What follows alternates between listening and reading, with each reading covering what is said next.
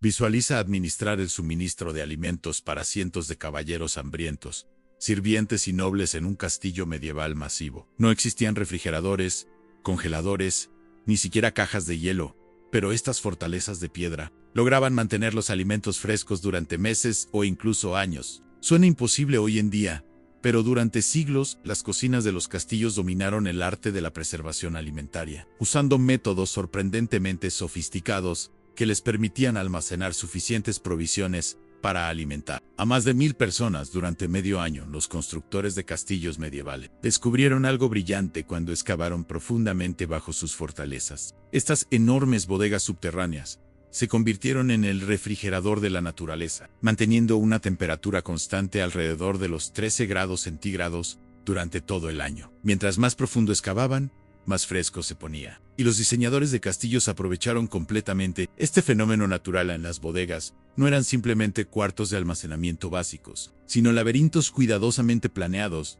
donde diferentes alimentos encontraban sus hogares perfectos, a diferentes profundidades. Los niveles más bajos, alcanzando temperaturas cercanas a los 8 grados, almacenaban leche, queso y carne fresca. Unos escalones más arriba encontrabas el almacenamiento de vino.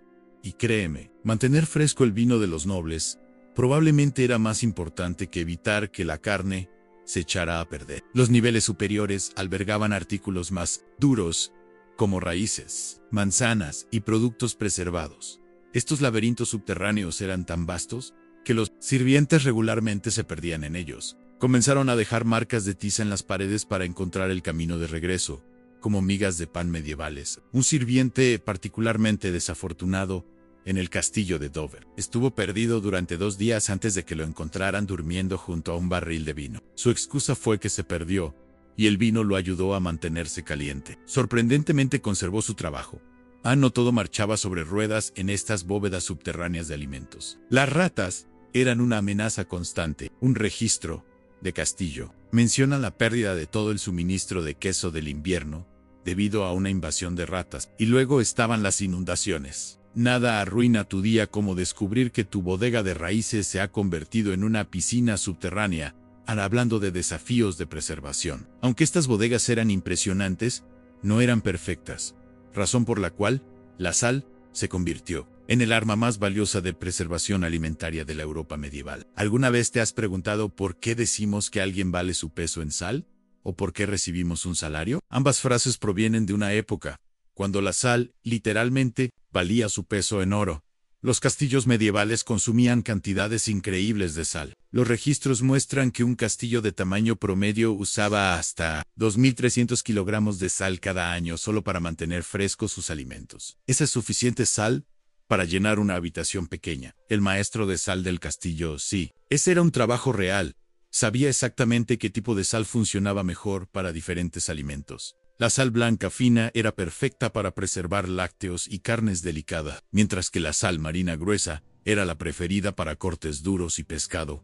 La ciencia detrás es bastante simple. La sal extrae agua de los alimentos y de cualquier bacteria que trate de echarlos a perder. Sin agua no hay deterioro, lo que significa residentes del castillo felices y bien alimentados. Los comerciantes de sal se convirtieron en el equivalente medieval de los multimillonarios tecnológicos. Una libra de buena sal podía comprarte una oveja completa, y los comerciantes de sal más exitosos poseían flotas enteras de barcos, por supuesto. Esto llevó a algunos crímenes creativos con sal. Hay registros de comerciantes atrapados vendiendo sal falsa, hecha de piedras blancas, molidas, al hablar de llevar el asalto con sal a un nivel completamente nuevo. Los doctores del castillo incluso usaban alimentos salados como medicina. ¿Tienes dolor de cabeza? Prueba un poco de pescado salado. $10. Los limones preservados podrían hacer el truco, aunque considerando las prácticas médicas medievales. La sal probablemente era lo menos extraño que prescribían. Pero la sal no era la única forma en que los castillos mantenían frescos sus alimentos. A veces adoptaban un enfoque más ahumado para la preservación. El patio de ahumado del castillo medieval era como una parrillada prehistórica, menos las servilletas de papel y las discusiones sobre recetas de salsas. Estas casas de ahumado, dedicadas, procesando hasta 90 kilogramos de carne por día, durante las temporadas pico, se ubicaban justo afuera de las murallas del castillo, lo suficientemente lejos para prevenir peligros de incendio, pero lo suficientemente cerca para vigilar los registros judiciales, muestran que un castillo, albergando 150 personas, necesitaba aproximadamente 8.200 kilogramos de carne ahumada para pasar el invierno. No es de extrañar que las casas de ahumado estuvieran vigiladas. No querrías que alguien se escabullera con el tocino ahumado de todo el invierno.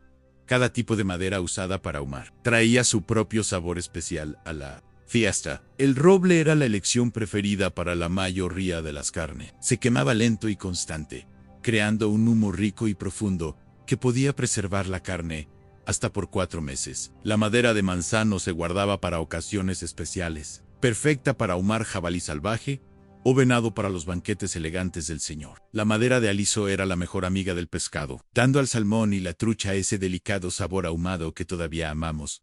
Oigan, el maestro de ahumado del castillo sabía exactamente qué madera usar y cuándo. El tiempo lo era todo en el juego del ahumado. El otoño tardío veía las casas de ahumado trabajando horas extra con 3 a 4 cámaras de ahumado funcionando simultáneamente. El proceso no era rápido. Algunos cortes de carne colgaban en el humo durante semanas, con los jamones tomando hasta 3 meses para curarse completamente. Los registros del castillo muestran maestros de ahumado trabajando en turnos, manteniendo los fuegos encendidos día y noche.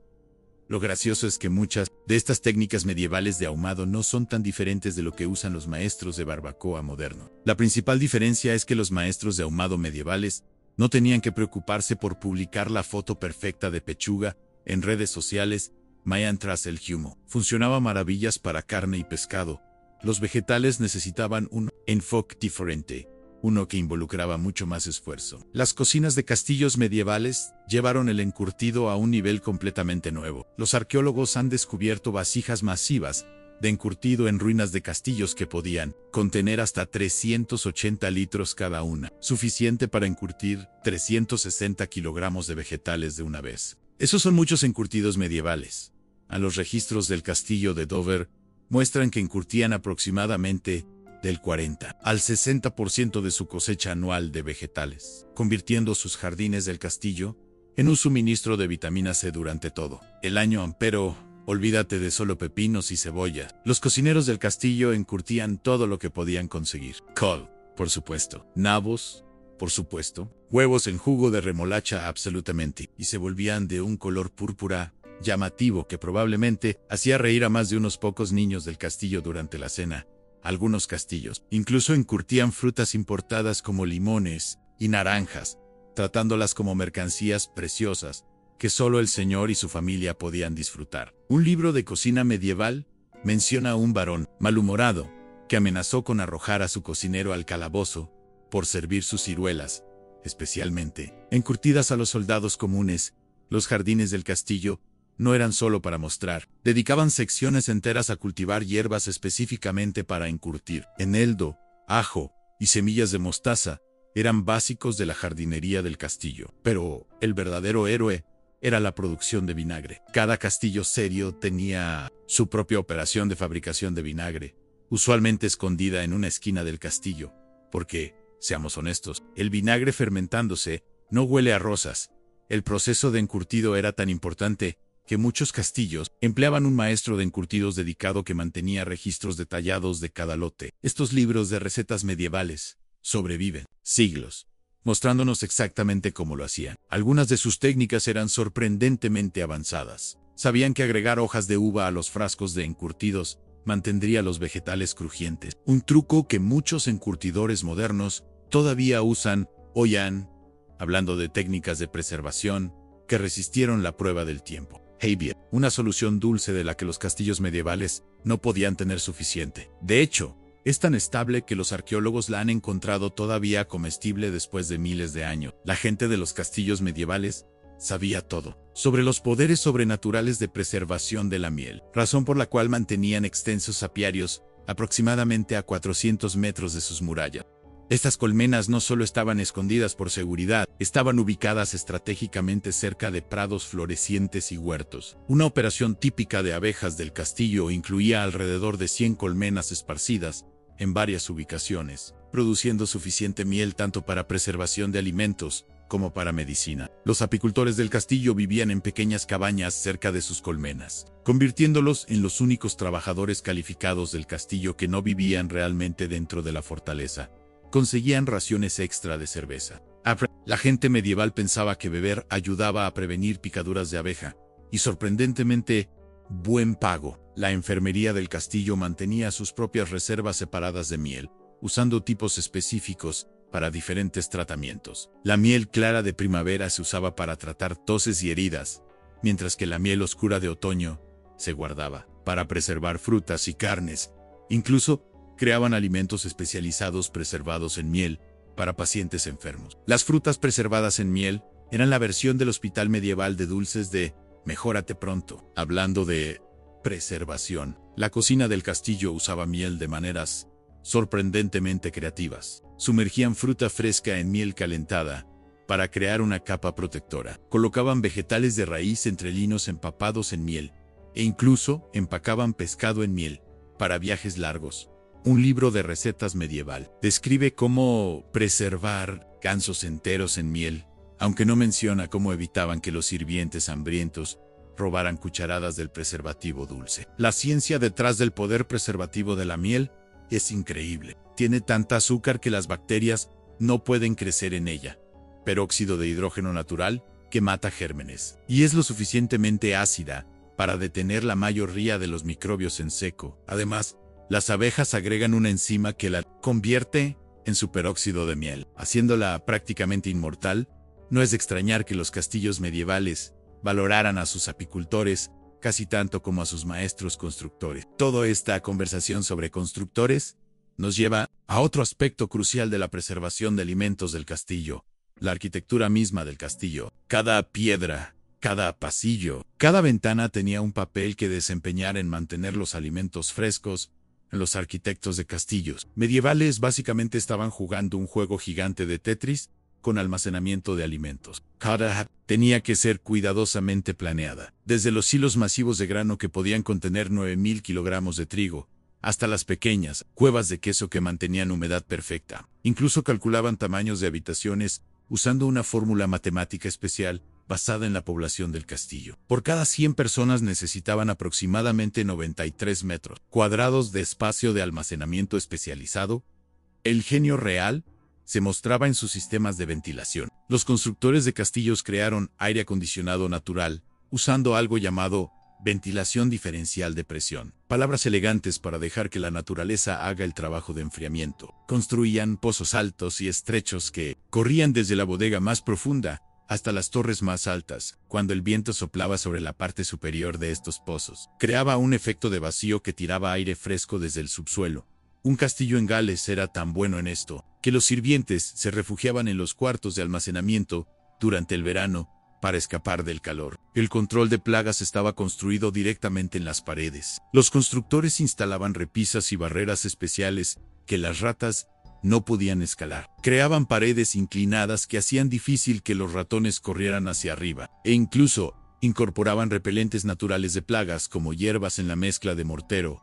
A veces construían carreras de gatos, pasajes estrechos, que solo los gatos podían acceder para dejar que sus exterminadores peludos patrullaran entre los La cocina del castillo misma evolucionó de una habitación simple con fuego a un sistema intrincado de espacios especializados. La despensa para almacenar bebidas, no mantequilla, la alacena para pan y productos secos, y la especiería para especias caras. Cada una tenía sus propios controles únicos de ventilación y humedad. Algunos castillos incluso tenían habitaciones especiales solo para envejecer queso, con estantes inclinados para dejar que el suero se drenara apropiadamente. Aunque un mayordomo del castillo se quejó por escrito sobre el cuarto de queso estar demasiado cerca de las cámaras del señor. Aparentemente algunos quesos añejos eran un poco demasiado fragantes para narices nobles, pero incluso la arquitectura más inteligente era inútil sin las personas correctas para manejarla. Entra el pequeño ejército de trabajadores que mantenían funcionando suavemente esta máquina masiva de preservación de alimentos. Dirigir una cocina de castillo medieval era como manejar una ciudad pequeña. La jerarquía del personal de cocina comenzaba con el cocinero maestro. Bajo él, aproximadamente 50 trabajadores mantenían funcionando la operación masiva de alimentos, con aproximadamente 15 dedicados a preservación y almacenamiento de alimentos. A los registros de salario anual de un castillo muestran que pagaban a su maestro de preservación, un cocinero especializado, el equivalente a 30 ovejas. No está mal por mantener la cena de los nobles, sin echarse a perder. Los aprendices de cocina comenzaban jóvenes, usualmente alrededor de los 12 años. Antes de tocar una olla de cocina, pasaban 2 años aprendiendo habilidades cruciales de preservación, como detectar si la carne se estaba echando a perder por el olor. Difícil primer día en el trabajo. También aprendían cómo rotar las reservas de alimentos apropiadamente y cómo evitar que esos nobles molestos se comieran todas las conservas del invierno demasiado temprano. El diario de un aprendiz sobrevive quejándose de tener que memorizar 200 reglas diferentes de almacenamiento antes de poder manejar algo más importante que nabos: el seguimiento de inventario. Estaba perfectamente integrado en las operaciones diarias de cocina. Los cocineros principales usaban palos de cuenta, palos de madera con muescas marcando cantidades y registros de pergamino. Cada tipo de alimento tenía su propio método de seguimiento. Los barriles de vino conseguían marcas de tiza, el grano se medía por cucharas estandarizadas y las carnes preservadas cada una conseguía etiquetas numeradas. Las excavaciones arqueológicas incluso han encontrado dados cargados cerca del hogar, juegos durante los descansos y recetas rayadas en las paredes de la cocina. Por más organizado que fuera el sistema de cocina, enfrentaba su mayor prueba cuando las estaciones cambiaban. Cada parte del año traía nuevos desafíos para la preservación de alimentos.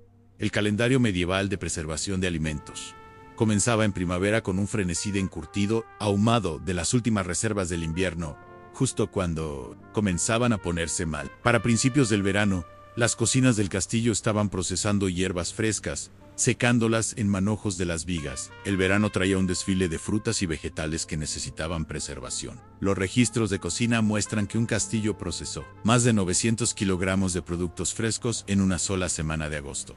El otoño era tiempo crítico de preservación. La cocina del castillo se convertía en una fábrica de preservación, sin parar, con diferentes equipos manejando ahumado, salado y encurtido simultáneamente. Incluso tenían festivales de preservación donde todo el personal del castillo participaba. Aunque los registros sugieren que estos festivales eran tanto sobre beber cerveza como sobre almacenar comida. En un documento del castillo menciona a un cocinero que accidentalmente encurtió sus llaves después de una fiesta de preservación particularmente festiva. El invierno traía sus propios desafíos. El cocinero maestro del castillo tenía que calcular cuidadosamente cuánta comida preservada usaba cada semana. Demasiado generoso en diciembre significaba tiempos hambrientos en marzo.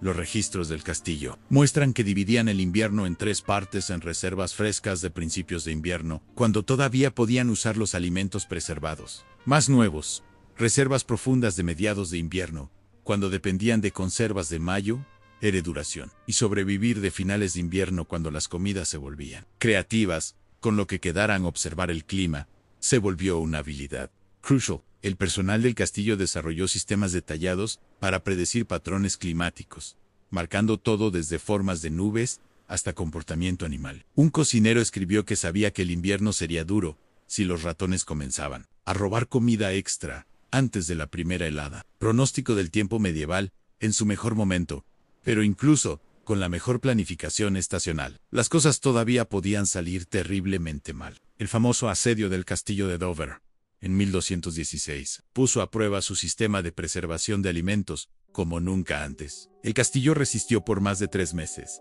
en gran parte gracias a sus suministros de alimentos almacenados. Pero no se trataba solo de tener suficiente. Se trataba de mantener comestible lo que tenían.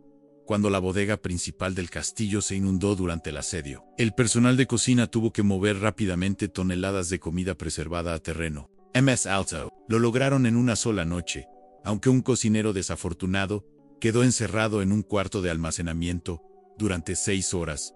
Durante la prisa, los registros de cocina revelan algunas soluciones de emergencia creativas. Cuando las ratas masticaron las bolsas de almacenamiento de grano, los cocineros comenzaron a almacenarlas en ollas de arcilla selladas. Después de que el moho destruyó todo el suministro de queso de una temporada en un castillo, desarrollaron un nuevo sistema de rotar ruedas de queso diariamente y frotarlas con vinagre, el equivalente medieval del control de calidad, se volvió un negocio serio. Los catadores de comida no solo verificaban veneno, también verificaban deterioro. Detectar comida echada a perder era una forma de arte. Los cocineros usaban todos sus sentidos. El sonido de golpear frascos de conservas diferentes. Sonidos significaban diferentes cosas. La sensación de carnes curadas, demasiado suave, significaba problema. Incluso el color de vegetales encurtidos, un manual de cocinero advierte así: tus huevos encurtidos se vuelven verdes, dáselos a tu enemigo. Al menos tenían sentido del humor sobre la seguridad alimentaria. Los registros del castillo muestran que perdían aproximadamente el 20% de los alimentos preservados por deterioro cada año. No está mal considerando que no tenían refrigeración aun cuando las conservas se echaban a perder. Tenían planes de respaldo, a hacer brotar granos en los marcos de las ventanas del castillo, ahumar cualquier carne que pudieran encontrar y convertir vino cuestionable en vinagre. Mirando hacia atrás a estos métodos medievales de preservación, es increíble cuántos de ellos todavía usamos hoy. Estos viejos métodos de preservación no se trataban solo de evitar que la comida se echara a perder, creaban sabores únicos que todavía anhelamos hoy. Ese sabor ahumado en tu jamón elegante viene de un maestro de ahumado medieval. Esos encurtidos artesanales en el mercado de agricultores están usando recetas que los cocineros del castillo reconocerían. Incluso el método secreto de tu abuela para mantener los vegetales frescos podría tener raíces medievales.